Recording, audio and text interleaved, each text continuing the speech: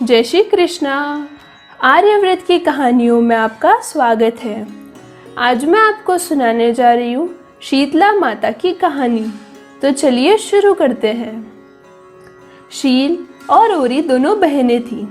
होली का अंतिम दिन आते ही दोनों बहनें बोली, हम शहर चलकर देखें कि लोग हमारा कितना मान सम्मान करते हैं। अपनी मान्यता को देखने के लिए दोनों बहनें शहर में आकर सबसे पहले वे दरबार में गई तो वहाँ पर नौकर चाकर काम कर रहे थे। दोनों बहनों ने उनको जाकर बोला कि हमें भी कुछ ना कुछ देवो। तब नौकर चाकर ने कहा, हमारे पास तो केवल घोड़ा के लिए दाना उबल रहा है। उन्होंने गरम गरम दाना दोनों बहनों को देने पर वह जल गई, जिससे उनके हाथ में फफोले हो गए। इस कारण दोनों बहनों ने श्राप दे दिया कि 7वें दिन ही आपकी नगरी में आग लग जाएगी। ऐसा कहकर दोनों बहनें वहां से चली गई। इसके पश्चात एक सेठ के घर जाकर बोली, मुझे कुछ ठंडी ठंडी खाने के लिए देवो। तभी उनकी छोटी बहू ने बोला कि मेरे सासू जी तो बाहर गए हैं। फिर भी वह डरती डरती मुश्किल से एक एक कटोरी करबो लेकर आई तो दोनों बहनें बोलने लगी कि थोड़ा सा और करबा लाओ, वह जितना भी है वह सभी डाल देवो और उस पर सीधा ढक्कन ढक दो। उस समय माताजी बोले कि तुम्हारे नगर में 7वें दिन आग लग जाएगी, किंतु तुम्हारा घर बच जाएगा। तब छोटी बहू बोली, मेरे घर के साथ साथ मेरे पड़ोसियों का भी घर रखो, क्योंकि मेरी साख कौन भरेगा।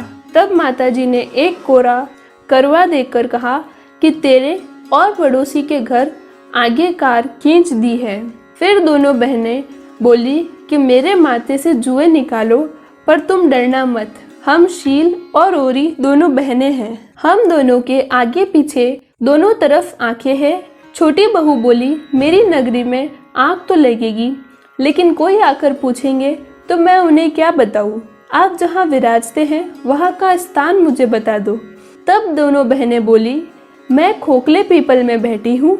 ऐसा कहकर वह चली जाती है। जैसे ही 7वें दिन आग लगती है तो सारी नगरी जल जाती है।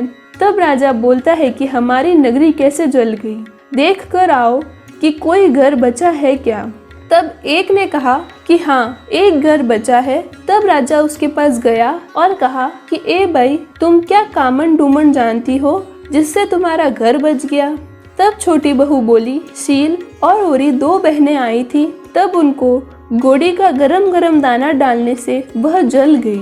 उनके हाथ में छाला हो गए, जिससे वे गुस्सा में आकर श्राप दे दिया कि तुम्हारी नगरी में आग लग जाएगी। फिर मेरे घर आई, तब मैंने उन्हें ठंडा ठंडा जल देकर ठंडा किया और पड़ोसी का भी घर रखा। तब वे दोनों बहनें खोखले पीपल में बैठी हैं। राजा वहां गया और उनसे माफ़ी मांगी और पांव पकड़कर कहा, माताजी, हमसे गलती हो गई, आप हमें क्षमा कर दो। तब माताजी ने कहा कि आप माताजी के नाम का स्थान बनाकर मेरी वहाँ पर स्थापना करो और नगरी में कहलाओ कि होली के बाद माताजी का दिन आवे तब ठंडा खाओ। हो सके तो 8 बार खाओ, 4 बार खाओ, 2 बार खाओ, लेकिन बच्चों के माँ को तो एक बार जरूर ठंडा भोजन करना है। माताजी सभी पर प्रसन्न हो गए।